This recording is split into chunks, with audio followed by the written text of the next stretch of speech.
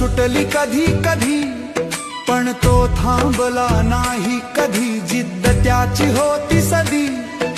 राखेतून उठणाऱ्या ज्वाले सारखी त्याची चाल, शांतपणे घडवत राहिला तो भविष्याचं भान। शेतकरी असो, विद्यार्थी असो, कामगार असो कुणी,